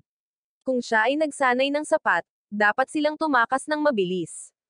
Ngunit huli na, nakatayo na si Adunila sa likuran ni Rika. Alam na alam niyang hindi babalik mag-isa si Rika kaya sinadya niya itong sinundan. Ngayon ay oras na upang ayusin ang mga bagay kay Rujen. Nakahinga ng mabigat si Rika dahil sa hangarin ng pagpaslang na nagmumula sa Diyosa ng digmaan. Ngunit nanatiling walang pakialam si Rujen habang papalapit kay Adunila, tinatapik ang ulo nito at sinabing medyo magulo ang buhok nito. Ang aksyon na ito ni Rujen ay napakakul na si Adunila, sa kabila ng kanyang pinakamahusay na pagsisikap, sa huli ay pinatawad siya, ngunit pinaalis lamang ni Rujen upang maipagpatuloy niya ang kanyang pagsasanay sa pag-araw. Bumalik si Rika para uminom ng tsaa kasama si Arela. Tulad ng ipinayo ni Arela kay Rika sa simula, hindi na kailangang mag-alala. Si Adunila ay isang mabuting Diyosa, kaya hindi siya papaslang ng isang tao. Kung ano man ang gustong gawin ng dalawang iyon, hayaan mo sila. Inimbitahan ni Arela si Rika na tingnan sina Mission at Lilia. Binuksan ni Arela ang pinto at tinanong si Mission na ipakita kung ano ang maaari niyang gawin ngayon. Tuwang-tuwang tumayo si Mission at binago ang kanyang braso upang maging mas malaki. Ito ang braso ng dragon, ang nakatagong kapangyarihan sa loob ng katawan ni Mission. Ginamit ni Arela ang kanyang mga kakayahan upang i-unlock ito para kay Mission. Mula ngayon, Gamit ang brasong ito, maaaring lumaban si Mission na may napakataas na damage output. Nakita pa rin ito ni Arella na medyo creepy. Bigla, ang pagkakaroon ng ganoong kalaking braso ay tila hindi tama. Agad namang sumingit si Lilia, sumang-ayon. Maliit lang ang katawan ni Mission, pero sa sobrang namamaga ng braso niya, para siyang may deformed na tao. Nagalit si Mission nang marinig ang mga salitang ito mula sa kanyang malapit na kaibigan, at napalingon siya kay Lilia. Kahit papaano, mula sa kanyang pananalita hanggang sa kanyang mga galaw ay biglang naging mabagal si Mission. Ito ang delay spell, isang hidden support magic ni Lilia na tinulungan ni Arella na i-unlock. At hindi lang iyon, inalis ni Lilia ang slow ang effect kay Mission, saka siya ginawan ng speed spell. Sa pagkakataong ito, hindi na makatayo si Mission, tuloy-tuloy ang pagsasalita ng kanyang bibig na nagpapatawa sa lahat. Pagkatapos ng kaganapang ito, buong pusong pinuri ni Rika si Lilia. Kung alam niyang gagabayan sila ni Arella, iniwan na niya ang dalawang bata kay Arella upang magturo sa simula. Nang marinig ito, agad na tinanggihan ni Arella ang kredito, sinabing wala pa siyang nagawa. Tinulungan lang niya ang dalawang bata na gamitin ang kanilang likas na potensyal at maayos naman ang dalawang bata ngayon. Umaasa lang si Rika na magiging maayos ang mga bagay-bagay kay Rujen. Nang marinig niya na si Rujen ay nagsasanay kasama si Melissa, hinampas ni Arella ang mesa at biglang tumayo, ipinaalam kay Rika na ang Diyosa ay isang nahuhumaling sa session. Sa paglipas ng mga taon, hindi mabilang na mga bayani ang inagaw ni Melissa, kaya naman pinalayas siya ni Ishna sa kagubatan na iyon. Kung mangyayari ang ganoong bagay, hindi na magiging bayani si Rujen dahil ang isang Diyosa na nakikipagrelasyon sa isang ordinaryong tao ay isang bawal na hindi maiiwasan. Matapos marinig ang babala ni Arella, namutla ang mukha ni Rika habang nagmamadaling hanapin si Rujen. Pagdating niya, nakita niya si Rujen na nakatayong mag-isa kasama si Melissa sa harapan niya at nakatali sa puno. Nang tanungin niya si Rujen, nalaman niya na kanina, hiniling siya ni Melissa na maghintay dito habang naghahanda siya. Pagbalik niya, nakita niya itong ganito. Tuwang-tuwang tumawa si Melissa, sinabing ito na ang huling pagsubok ni Rujen. Kailangan niyang gamitin ang magic bow para mag-shoot ng eksakto sa lubod. Pagkatapos ay mahuhulog siya sa kanyang estado, at magkakaroon sila ng marubdob na sesyon. Napasigaw si Rika, hindi pinapayagang mangyari ito, pero wala nang pakialam si Melissa kay Rika. Mula sa sandaling makita niya ang isang gwapong bayani gaya ni Rujen, napagpasyahan ni Melissa na dapat siyang makipagsesyon sa kanya kahit anong mangyari. Lumingon si Rika para pigilan si Rujen, ngunit nakita niyang hinailan na niya ang kanyang pana. Diretsyong sinot ni Rujen ang ulo ni Melissa na ikinagulat ni Rika. Bagamat alam niyang hindi maaaring masawi ang mga Diyosa, ang pagkilos ni Rujen ay napakawalang galang pa rin sa banal. Naputol ni Melissa ang lubod at bumagsak sa lupa, sinabing hindi nakakatawa ang biro ni Rujen. Gaya ng nabanggit kanina, ito ang huling pagsubok ni Rujen. Hindi nataman ang lubod, kaya lumipat sila sa isa pang pagsubok. Binalaan ni Melissa si Rujen na maghanda dahil sasalakay siya ngayon. Dahil doon, sumugod si Melissa patungo kay Rujen. Nanatiling kalmado si Rujen habang hinailan niya ang kanyang busog, pinaputok ang dalawang palaso sa kanyang mga mata at ang panghuling palaso sa kanyang bibig. Sa kabila ng pagkuha ng 3 tumpak na arrow mula kay Rujen, nakatayo pa rin si Melissa. Ang kanyang ekspresyon ay natakot kay Mission at Lilia, hindi naman siya mukhang Diyosa. Sa puntong ito, napansin ni Melissa si Mission. Medyo pogi at kakainin muna niya si Mission bilang pampaganya, sabi nito habang sumusugod sa kanya. Si Mission, sa takot, ay tumakbo para sa kanyang buhay. Sa ngayon, handa nang mag-shoot si Rujen, na direktang nakatutok kay Melissa. Sa simula pa lang, alam na niyang target ni Melissa si Mission. 5 araw ang ipinutok ni Rujen, na inipit siya sa sanga ng puno. Kahanga-hanga, sinabi ni Melissa. Ang isang tao na makakapag-shoot ng 5 banal na arrow ng sabay-sabay ay hindi kapani-paniwalang nakakatakot.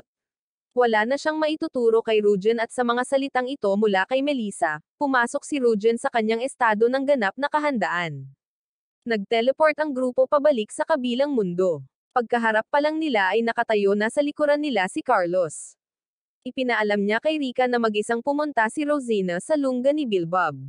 Ito ay ganap na nasa loob ng mga hula ni Rujen. Binuhat niya si Mission at lumipad sa hangin. Mula rito hanggang sa pugad ng halimaw ay napakalayo. Imposibleng makarating doon si Rosina bago siya. Dahil doon, sabay-sabay na nagmadaling umalis ang grupo. Pinili ni Rujen ang isang perpektong mataas na posisyon upang obserbahan sila. Sa ngayon ay umaakyat na si Rosina sa kanilang lungga. Salamat sa isang banal na kalasag, hindi siya ma-take ng mga langaw. Ito ay isang perpektong pain at hinayla ni Rujen ang kanyang pana, tinutukan si Bilbob. Aatakihin niya siya mula sa malayong ito, at sigurado si Rujen na tatama ito. Akmang aatake na siya, isang pulutong ng mga sundalo ang dumating na bumati sa bayani. Masyadong maingay ang mga lalaking ito, kaya nag-aalala si Rika na baka matuklasan sila ng mga langaw. Hindi pa rin ito mahalaga at ito ay nasa loob ng mga kalkulasyon ni Rujen. Sa panig ni Rosina, matapang man or kawalang isip, sumigaw ito ng malakas, humihingi ng one-on-one na laban kay Bilbob, na inilipad niya sa ere. Dahil sa sobrang ingay ng mga sundalo, nagsimulang lumipad ang mga langaw para mag-imbestiga. Kaya tinusok ni Rujen ang kanyang espada kay Rika, hinihiling na lumabas siya upang gambolain sila. Bagamat hindi nauunawaan ang nais niyang gawin, sinunod ni Rika ang utos nito at lumipad sa harap ni Bilbob, hiniling na palayain niya kaagad si Rosina. Bakit siya papayag? Sa simula pa lang, pain lang si Rosina para akitin si Rujen, pero hindi niya ito ibibigay. Sa halip, inihayag niya na ibababa niya si Rosina sa langit. Si Rosina, na nasa bingit ng kasawian, ay mapanlinlang pa rin sa kanya, pagkatapos ay bumaling upang tanungin si Rika kung natapos na ba ng bayani ang kanyang pagsasanay. Naunawaan kaagad ni Bilbob na sasalakayin siya ni Rujen gamit ang busog at palaso. Kaya, hinayla niya si Rosina at lumipad ng napakataas na lampas sa hanay ng mga palaso. Nang makitang lumilipad pa rin si Rika sa kanya, binalak niyang ihagis ng husto si Rosina para hindi niya ito mahuli. Maya-maya lang, may tumama na palaso sa mukha niya. Nakatakas si Rosina at matagumpay siyang nasalo ni Rika. Hindi makapaniwala si Bilbob na kayang maglunsad ng mga arrow ng ganito kataas. Pinag-aralan niyang maigi ang magic bows at ito ay hindi makatwiran. Siguradong lumipad si Rujen para makapag-shoot. Pagkatapos ay sumigaw siya ng malakas, idineklara ang kanyang sarili na pinakamabilis sa hukbo ng Demon Lord. Sinabi niya kay Rujen na malayang umatake at nangakong hindi tatakas. Mula sa malayo, 7 sinag ng liwanag ang kumikislap na ikinagulat ni Rika. Hindi ba iyon ang sukdulang husay ng Diyosa na si Melissa? Kaya natutunan ito ni Rujen, pero tatamaan kaya siya? 7 palaso ang diretsyong lumipad patungo kay Bilbob. Kahit papaano ay naiiwas pa rin niya ang mga ito na pinagpapawisan ng husto si Rika. Hindi ito maganda at ang nilalang ito ay walang talo sa aerial combat, ano ang gagawin ngayon? Nang ishoot ni Rujen ang 7 arrow na iyon, inihayag din niya ang kanyang posisyon. Tuwang-tuwang lumipad si Bilbob papunta sa kanya. Tapos biglang may lumabas na malaking butas sa tiyan niya. Sa paligid niya, nagsimulang magpakita ang mga ibon ng liwanag.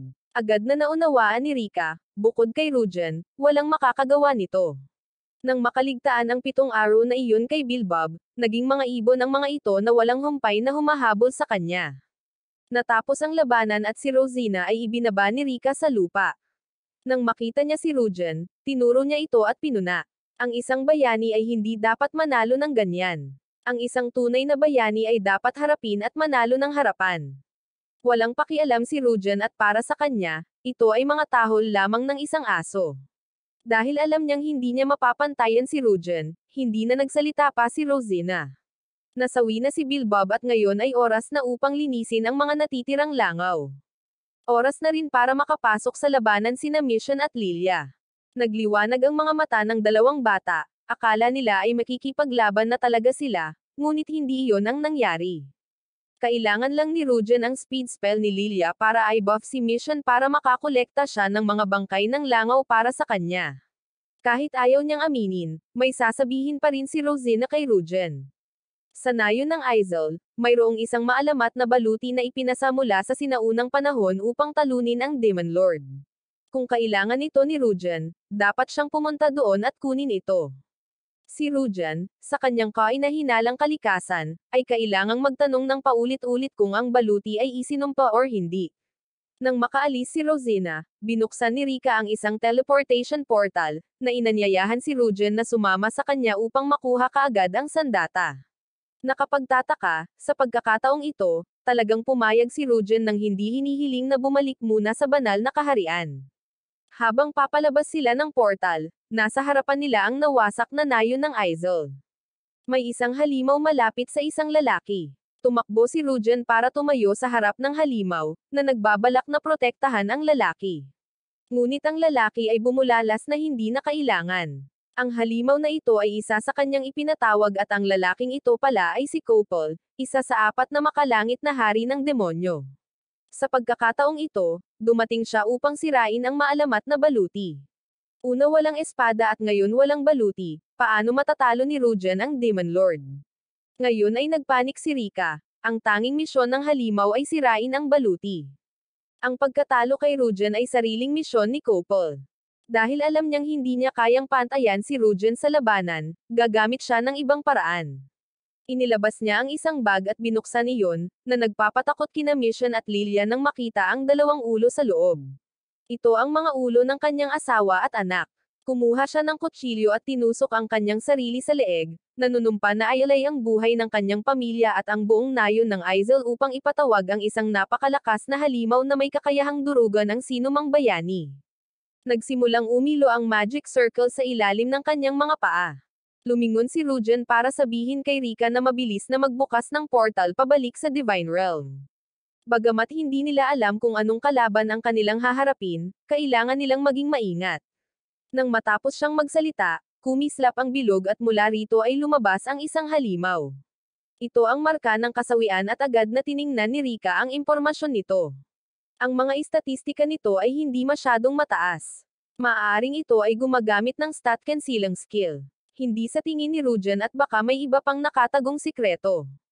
Binunot niya ang kanyang espada, hiniwa ang nilalang sa kalahati, at sinabi kay Rika na buksan ang portal ng mabilis.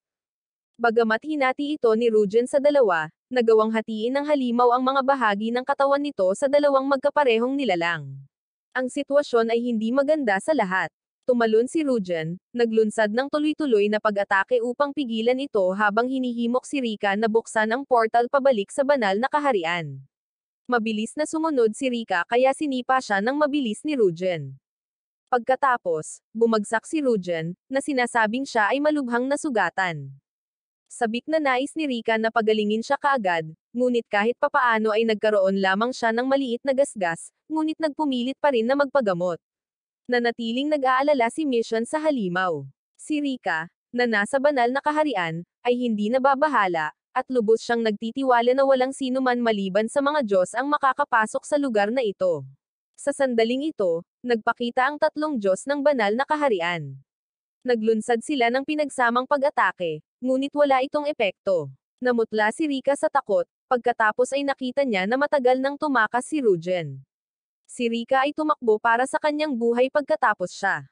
Mabilis na natalo ng death mark ang 3 bathala at hinabol sila. Isa-isang nagpakita ang mga Diyos sa daan upang hadlangan ito. Ang Diyos ng boxing, ang Diyos ng sumo, pagkatapos ang Diyos ng tubig, lahat ay nadaig. Nilampasan ni Rujen si Kerbo, natamba ang kanyang cake. Galit na sumigaw si Kerbo ngunit natahimik nang makita ang anino ng death mark. Walang lakas ng loob na kumilos, nakasalubong ni Rujen si Adunila sa daan at hiniling sa kanya na pigilin ito para sa kanya. Sa request ni Rujen, syempre, tutulong si Adunila. Binunot niya ang kanyang espada at hiniwa ng 10 piraso ang marka ng kasawian. Kahit papaano ay maaari pa rin itong dumami, at tinalo nito si Adunila sa isang pulpol. Napatingin si Rujen at napabuntong hininga na lang. Tulad ng hinulaan, si Adunila ay ganap na walang silbi laban dito. Matapos siyang punahin, iniwan ni Rujen si Adunila at nagpatuloy sa pagtakbo. Si Rika, na nakikisabay, ay tinawag si Rujen na mabilis na mag-isip ng paraan para matalo ito. Sa ngayon, sumuko na rin si Rujen. Hindi ito kayang talunin ng kanyang antas at kakayahan. Gayunpaman, naghanda siya ng maaga ng isang paraan upang labanan ang isang halimaw na hindi niya kayang talunin ng kanyang sarili. Sumugod si Rujen sa tuktok ng simbahan kung saan gustong magpinta araw-araw ni Vanessa. Hindi lumapit si Rujen para humingi ng tulong sa kanya, Alam na alam niya na kapag nagtanong siya ng mabuti, hindi siya lalaban.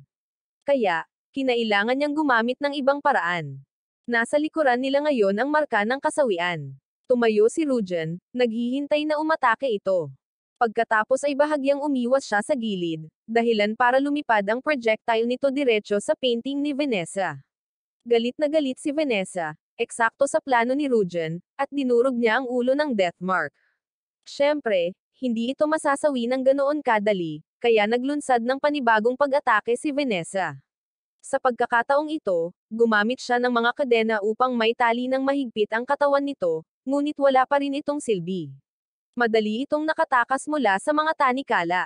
Nang tila naubusan na ng pagpipilian si Vanessa, bigla siyang humagalpak ng tawa. Pagkatapos ay tumangala siya sa langit at sumigaw ng malakas. Kaagad, lumundag ang aura at kapangyarihan ni Vanessa. Sinuri ito ni Rujen at kinailangan niyang humanga sa kanya, dahil ang lahat ng mga istatistika ni Vanessa ay tumaas sa kanilang limitasyon. Inilabas ni Vanessa ang kanyang buong kapangyarihan at gumawa ng portal. Ang marka ng kasawian ay nakulong sa loob at agad na nagkawatak-watak. Nang makitang bumagsak si Vanessa, naisip ni Rika na nasugatan siya at gustong tumakbo para tumulong, ngunit pinigilan siya ni Vanessa. Nagsimulang magbuga ng dugo ang buong katawan ni Vanessa at ang pamamaraan na ginamit niya ay tinataka ng halimaw gamit ang kanyang sariling katawan, kaya siya ngayon ay nagdurusa sa backlash. Pagkaalis ni Vanessa, humingi din ng permiso sina Mission at Lilia kay Rika na pumunta kay Aurelia para matuto pa, at agad namang pumayag si Rika. Para naman kay Rujen, bumunot siya ng bato mula sa kanyang damit, isang fragment ng maalamat na baluti. Gamit ito at ang buhok ni Rika, nagsinthesize si Rujen ng isang napakatigas na espada na hindi masisira. Sa puntong ito, sumugod si Rika para yakapin si Rujen. Agad siyang itinulak ni Rujen, nagrereklamo na maasim ang amoy niya. Kailangang maligo si Rika at nakatagpo niya si Kerbo sa gate, na agad na nagpaalam sa kanya na ipinatawag siya ni Ishna tungkol sa marka ng kasawian. Kailangang hayaan ni Rika ang kanyang paliligo at makipagkita kay Ishna. Ngunit hindi siya sinisisi ng Diyosa at sa pagkakataong ito, tinawagan niya si Rika sa ibang dahilan. Ipinakita ni Ishna kay Rika ang isang imahe. Ang huling makalangit na hari ng Demon King ay kumilos na. Pinamunuan niya ang isang hukbo upang makuha ang kabisera, at gusto ni Ishna na dalhin ni Rika ang bayani doon upang iligtas ito kaagad. Tinanggap ni Rika ang utos at gustong pumunta kaagad, ngunit pinigilan siya ni Ishna, sinabing huwag magmadali. May oras pa para maligo si Rika, dahil napansin niyang medyo maasim ang amoy ng katawan ni Rika.